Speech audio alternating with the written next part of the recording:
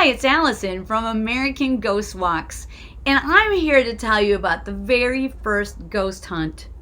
If you're new to this channel, please click below on the little red button that says subscribe. You'll also notice a little bell icon next to it. You can click that too if you'd like to receive a notification every time I release a new video.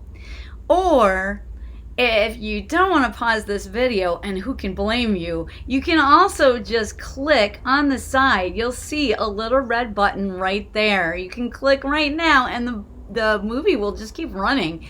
So today I'm going to tell you about the first ghost hunt. So to tell you about that, I first need to introduce the OG of ghost hunters, Crowe. She wrote a book called The Night Side of Nature back in 1848. Now this 400-page compendium has ghost stories, poltergeists, doppelgangers, OBEs, NDEs, telepathy, telekinesis, everything you can think of was described in this book. And many of you think these phenomena are more recent than that, but they're really not. So check out this book. This is my Colin Wilson Library of the Paranormal edition, but you can get yours for free by just going to Project Gutenberg. Now, I'm going to talk about the first ghost hunt. It's actually not in this book. It's in another book of hers from 1859, which is called Ghost and Family Legends. You can also get the PDF of that book online for free. Now, after she wrote The Night Side of Nature, of course, many people came to her with their ghost stories. Everybody wanted to share. Everybody has a ghost story. So one day she was at a lawyer's office, and when the lawyer found out who she was, he of course shared his very own ghost story. Crowe lived in the city of Edinburgh, Scotland, and this lawyer also lived there. And he had a house that he was trying to rent out. She only identifies the lawyer as Mr. McN. Now, Mr. McN tried everything, lowering the rent as much as he could, but he could never get anybody to stay in this 3-story house he had in town. So she, of course, asked him if she could visit this haunted house. And what she really wanted, of course, is to see a ghost. He said that she could do so. And so one night in February of 1854, she brought a group of 6 people. So she was there, the lawyer, Mr. McN. She also brought 2 other men and 2 other women. One of the women was a clairvoyant. And she took the clairvoyant to this house under the auspices of, hey, I'm thinking of buying this house.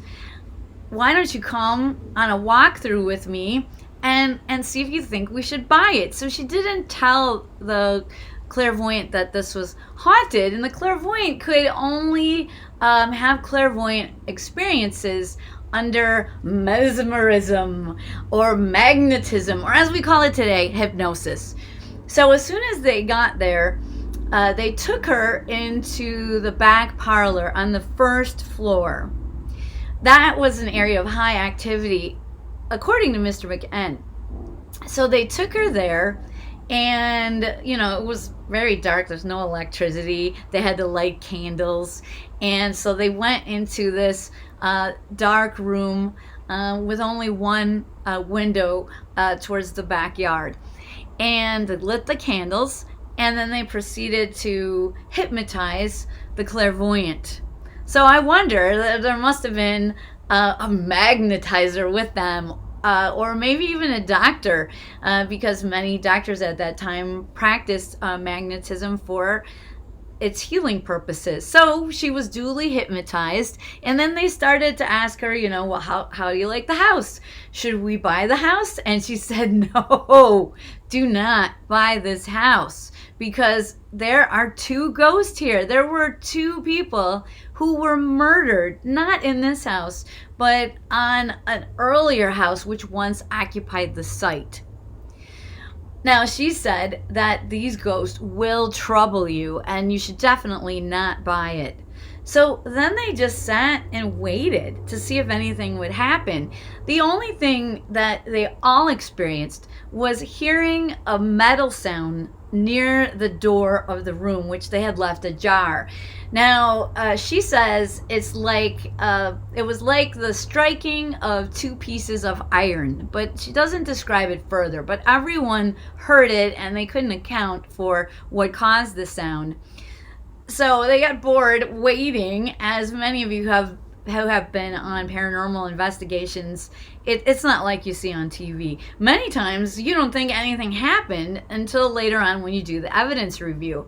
So they sat and waited. It was about midnight at this time. And they decided maybe what we should do is extinguish the candles. So they sat in complete darkness. And suddenly the clairvoyant, who had been ostensibly asleep on the couch, startled and said, there, look there. And they're like, what? We don't see anything. And so she reached out for Catherine's hand, saying that if she held Catherine Crowe's hand, she believed that Catherine would also see it. And the minute the clairvoyant touched her hand, Catherine Crowe began to see light emanating from the floor of the room. And she said that these waves of light would emanate in intervals of 2 or 3 seconds. So they were a faint light, but easy to see without the candles lit. And she said these waves kept coming up from the floor, faint but white light. And as she was holding the hand of the clairvoyant, she asked the clairvoyant to squeeze her hand every time one of these waves of light came up, to see if their experiences coincided. And she was really excited when they did. As the clairvoyant was seeing the waves of light rise from the floor, so was Catherine Crowe. But unfortunately, she wouldn't think until later that maybe she should have the clairvoyant hold each and every hand in the group, or maybe hold each hand in succession and see if that would transfer the experience. Of course, she didn't think of that until later. Now, Catherine Crowe also saw something else. She really, really, really wanted to see a ghost. She wouldn't see a ghost that night, but she did see a diamond of bright white light materialize in the middle of the room. And she didn't tell anyone about it until the end of the session, because she didn't want to influence anyone, and she wanted to see if anyone else saw it. So again, she said this light, now unlike the faint waves of light, this was a bright diamond of light that appeared like a bright spark, but then remained stationary. So it was just stationary in the middle of the room. And as soon as they lit the candles back up, all the lights ceased. And when they were done, they were all leaving and discussing what had happened, that they had heard the metal clanging sound like 2 pieces of iron hitting each other, but that they didn't experience much else, except that both the clairvoyant and Catherine Crowe saw the lights emanating in waves from the floor, at an interval of like 1 to 2 seconds or 2 to 3 seconds. Really sounds like almost a heartbeat of light coming out of the floor to me. Now, so everybody there knew that she and the clairvoyant had seen these waves of light. But Catherine said, well, I saw something else. I did see another light. And everyone else said, no, they hadn't seen anything. But Mr. McN said, oh, did you see something like a spark of an oxyhydrogen light? And she was like, that's it. That's not how I described it, but that is exactly what I saw. So they both saw a diamond of light in the middle of the room. Now, later on, she would write about this in her book that came out in 1859 called Ghost and Family Legends. But unfortunately, as far as we know, she never repeated this experiment. And maybe that has to do with something else that happened in February of 1854, which I'll tell you about next episode. So something happened that affected her, and many people believed it was due to her fascination with the spirits. Like somehow the spirits had gotten into her and affected her health and her mental health in a deleterious way. So we'll talk more about that next time.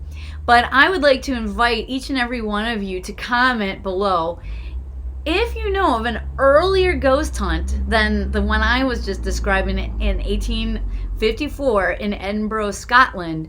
Please let me know in the comments below. Or if you have any other paranormal women that have made contributions to the field and are largely unsung, please let me know about them in the comments below as well. I'll be bringing you many more videos soon. Thank you so much for watching, and don't forget to subscribe. Happy hauntings!